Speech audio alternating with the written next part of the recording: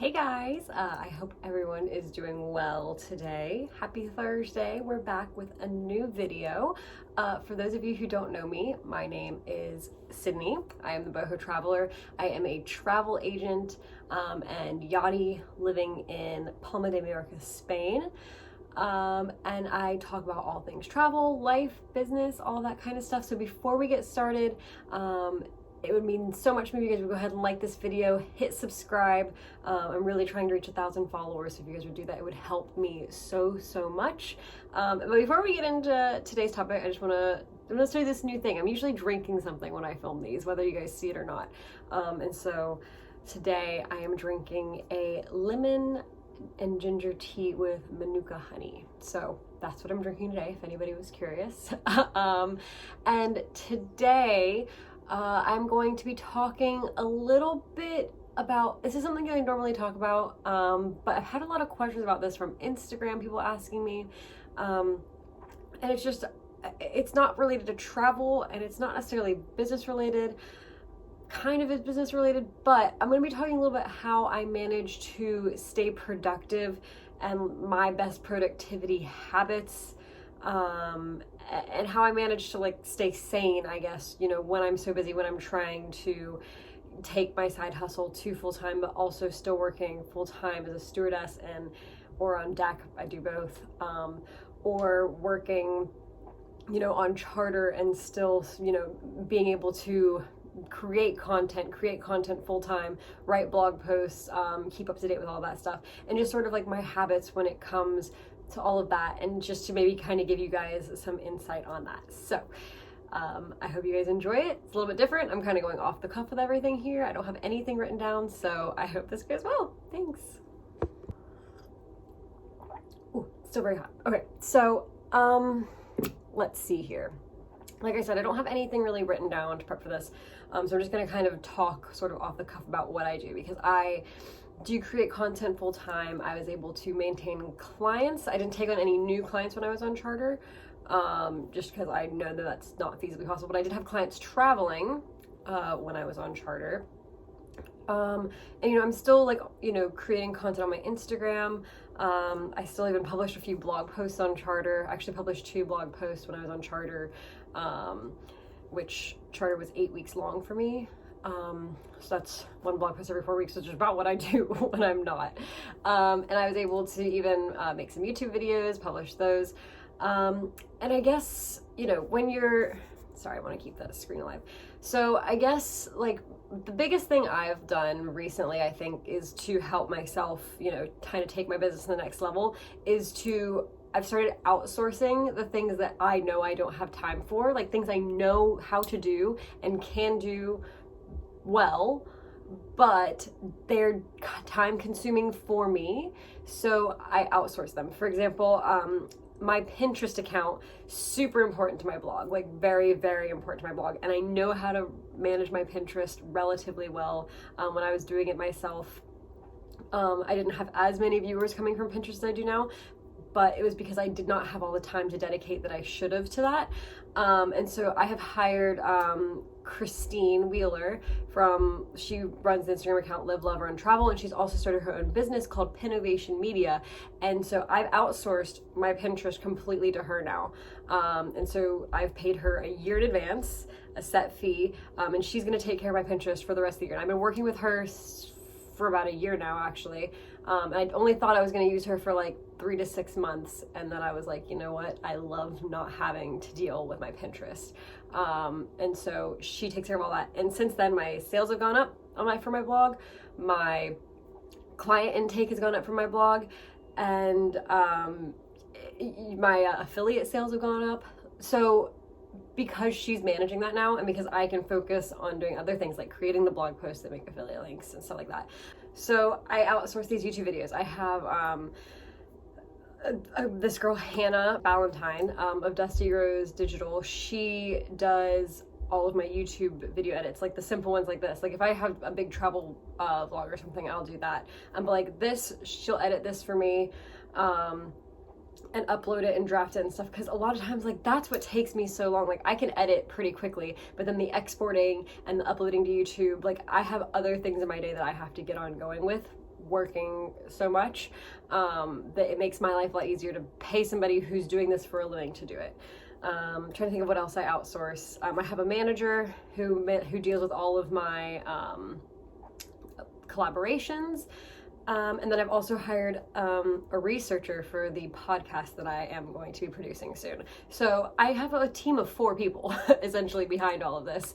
But I have like decided that this is the point in my, timeline of my career that this is where I want to start outsourcing stuff like this to help me facilitate my time, because I don't want to quite give up my real job yet, because this is the first time in my life I've had a steady paycheck, and I'm saving to buy a house. So to me, I want to keep my job. I have to outsource some stuff because there's not enough hours in the day, and it's really helped me.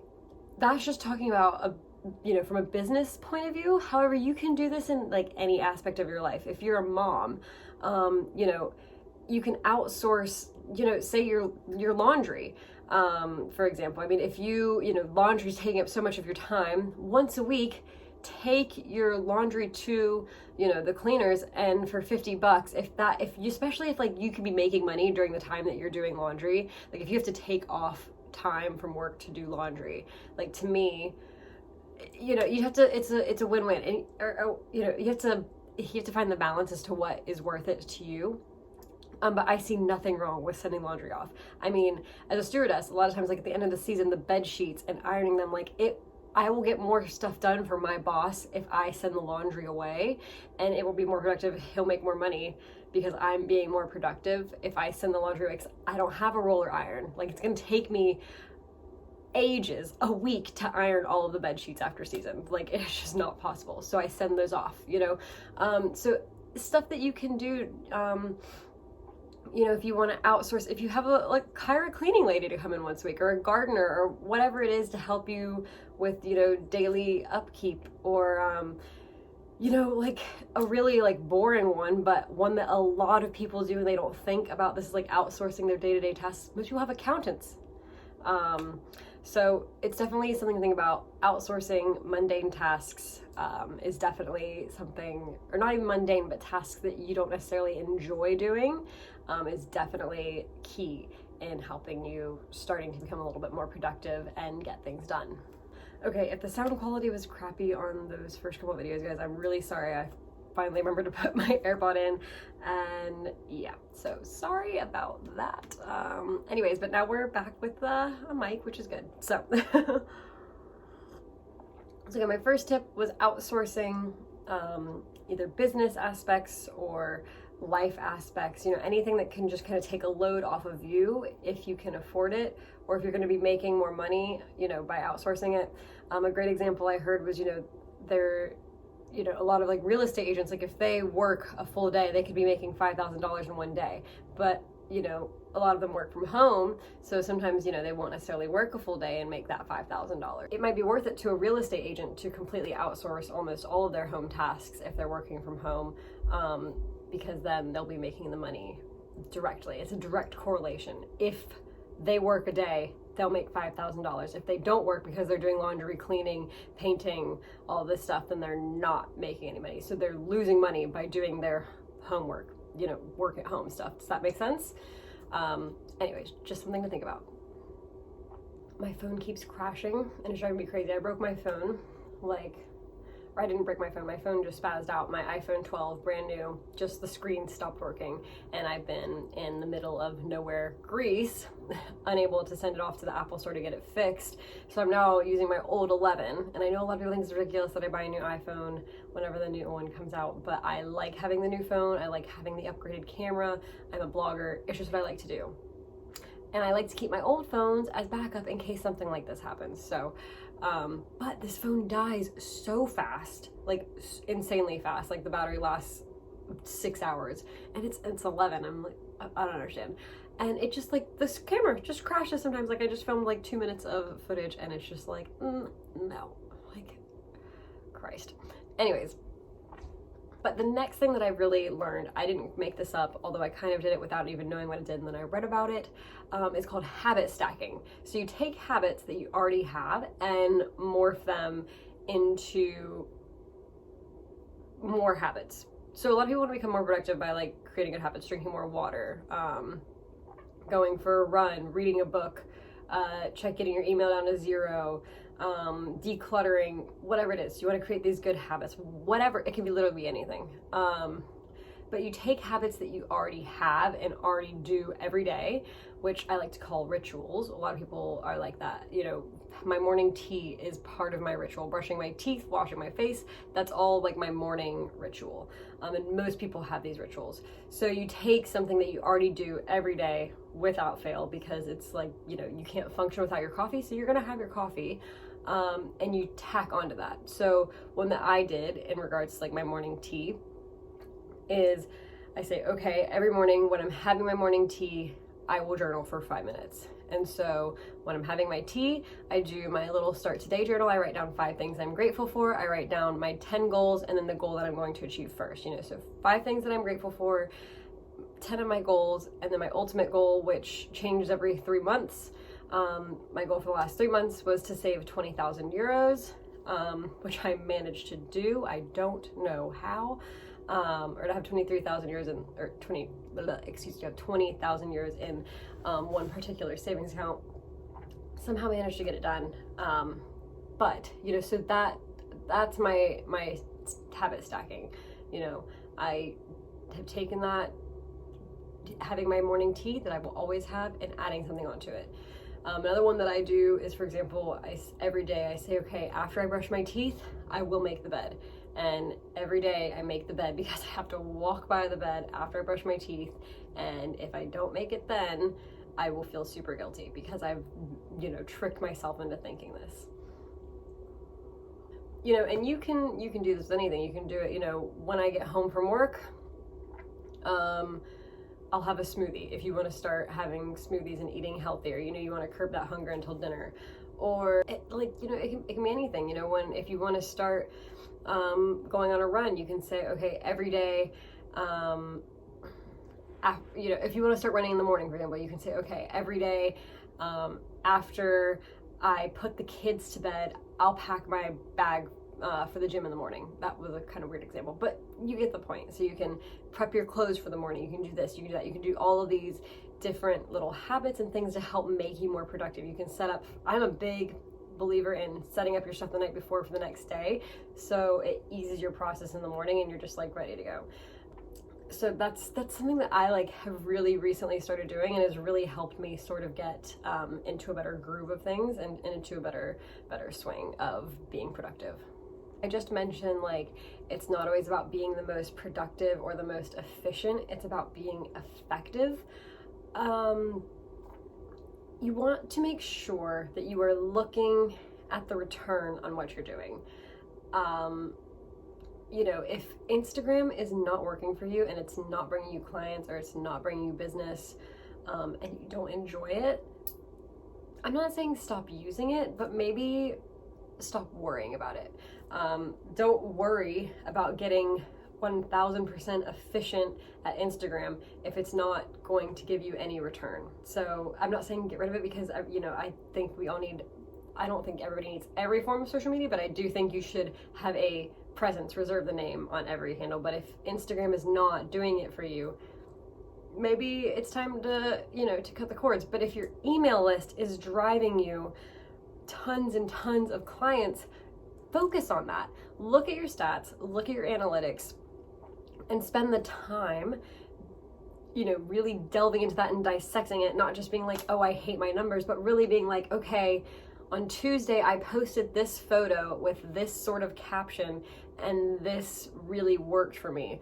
Or I sent out this email and it had a subject line like this and 200 people clicked to fill out, you know, to learn more about my business, my services. So really look and see what is working and what isn't, and cut the shit that isn't.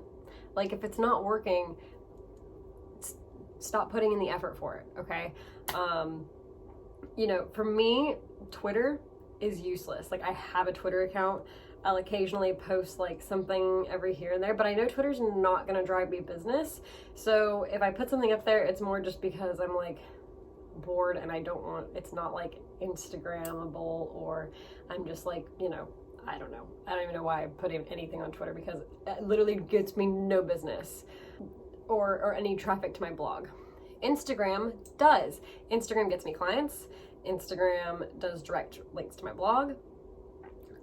So you just have to figure out what does it for you and what doesn't, okay? And just like, you know, cut the shit that doesn't. So another one of my favorite things to do, I'm gonna kind of do two, actually no, I'll split these up. So one of my favorite things to do is I like to batch work. So I will do everything in like batches. So if I am in a mood to write, I'll write 7 blog posts. It might take me 6 hours, I might do it in 1 hour, but if I'm in a mood to write, I'm gonna write. If I'm in a mood to edit photos, I'm gonna edit a bunch of photos. You know, but I do a lot of the stuff at once. So I'll sit here and record, you know, 5 YouTube videos and then upload them all. But I do it all at once because you're in this groove, you know, so you're eliminating the stopping and going. So instead of sitting here, you know, writing an outline for a YouTube video, coming up with the idea, coming up with the outline, writing everything out, filming it, uploading it, editing it, uploading it, you know, instead of doing all of that and like breaking it up in chunky, I will, you know, film 3 videos, upload those 3 videos, or, you know, edit those 3 videos, upload those 3 videos. Or like with my podcast, like I'm gonna write my entire podcast before I start recording it. Write the whole thing, and I'll probably will record, you know, probably 8 episodes at once, you know, depending on how long they are, but I fully intend to like spend an entire day just in, you know, my home studio recording. And this really helps you like get into like the swing of things. It helps you, you know, get into a groove. You know, if you are doing recording all day, you get used to it. You kind of know, you know, what's going to sound good, what's not going to sound good. You kind of get more used to it and you get more adapt to it. Whereas, so it like shortens your learning curve. By the time you're at the end, you're like, sweet. Whereas if you stop and go, it really breaks it up and your brain isn't in that mentality to just keep going. So you're not quite as productive as you could have been if you had just been doing the one thing.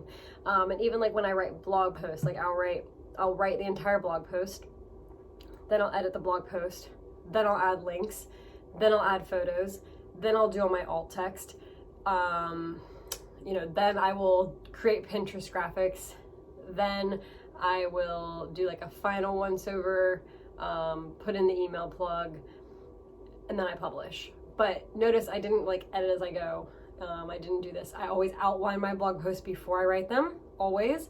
And sometimes like those two I'll combine, like I'll outline and then write.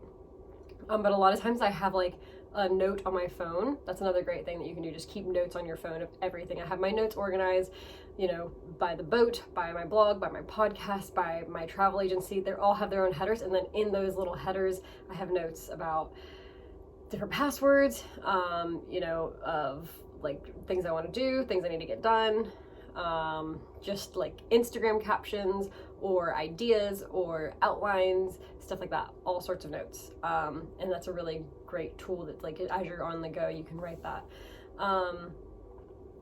You know, but I have a note on my phone that, you know, under my blog name, under the Boho Traveler, and it just says blog outlines. And it's just like, as I go, I'm like thinking, I'm like, you know, I'm walking around Palma and I'm like, oh, I need to write a blog about 20 things to do in Palma. And so as I'm going, I'm like, you know, I'm walking around, I'm like, okay, visit the cathedral, have dinner at Forn. And so as I'm walking around doing all these things, or as I do it later on, you know, I write it down. And then eventually when I go to sit down and write a blog about Palma, I have this on my phone so that I just have to write about these places. I don't have to think, where did I go that one time? It's already there. So that is a great thing that you can do to help increase your productivity. Anyways, those are my biggest tips for you guys, and I have just finished my tea. Let me finish it. Those are my biggest tips. I finished my tea in one YouTube video. Hooray, that means I was actually drinking and staying hydrated. But those are my biggest tips for staying productive, staying efficient, staying effective, and getting stuff done You know, if you're crazy busy, you know, trying to work 2 jobs, trying to turn your side hustle into a full-time job, or you're just a mom who's got a lot going on. Those are kind of my biggest tips to sort of, you know, make sure you're managing your time well and, you know, trying to stay productive and get the things done you want to do. And it just doesn't have to be about your business. I mean, if you know, say you don't outsource your accounting, but you want to make sure you stay up on your accounts every month, try the Pomodoro technique, especially if you hate doing your accounting, but you're not going to pay an accountant to do it. Focus, or even if it's for, you know, your 9-to-5 job, set a timer for 25 minutes and really try and focus on that. And you can do that habit stacking. Say, you know, once a week after I go to the gym on Wednesdays, I'm going to sit down for 30 minutes and do my accounts. Seems feasible. The thing is, you have to make sure they're attainable goals and attainable objectives. If every day after you go to the gym, you're picking your kids up from school and cooking dinner, maybe that's not the time to do the accounts. But if you're single and live alone and you go to the gym every Wednesday after work and then you just go home and you're sitting on your butt watching TV, that's a great time to be doing it. And just get into that momentum, get into that habit, you know, trick yourself. I make myself feel guilty if I don't make the bed after I brush my teeth, which is stupid, but I feel so much better for making the bed, and it's, you know, one of the best ways to start your day. So am I really guilty, or am I just like building a good habit? Because I love having a made bed. So just remember all of that. I hope this video helped you guys. I am by no means a productivity expert, but I've had a lot of questions about people asking how I manage to do what I do. And I really appreciate the people who reach out to me and thank me for like the content I make, especially when I'm on charter, you know, in the middle of a crazy season of my life, and thank me for the work that I'm putting out there, because I really do want to help you guys travel and inspire you to see the world and to do all these cool things. So if I have helped you at all, please, please, please, please, please hit the subscribe button. It would mean so much to me. Make sure you like this video, and also leave a comment and tell me what your best productivity tips are. What do you do that helps you stay productive in life? Because I constantly trying to get better at this. Oh my God, I totally forgot. One of my favorite habits that I do, that's habit stacking. Every day I vacuum, right? And I vacuum, you know, everything. And it takes me like 30 to 45 minutes, depending on how dirty everything is. While I'm doing that, I listen to a podcast, usually a productivity podcast. So really easy habit stacking. A lot of people can do that on your commute to work. If you want to start listening to more podcasts, or if you want to start, you know, learning more, whatever it is, you know, say, okay, every day on my commute to work, I'm going to listen to this show, instead of just, you know, getting on the car and turning on the, you know, volume. And you can even get it more simple than that. You can say, you know, every day when I get in the car to go to work and start the ignition, when I turn the key, I'm going to pick my show. You know, you can get, the more specific with you get, the more attainable the goal is. So I hope this has helped you guys. Let me know what you think in the comments below, and I will see you guys next week.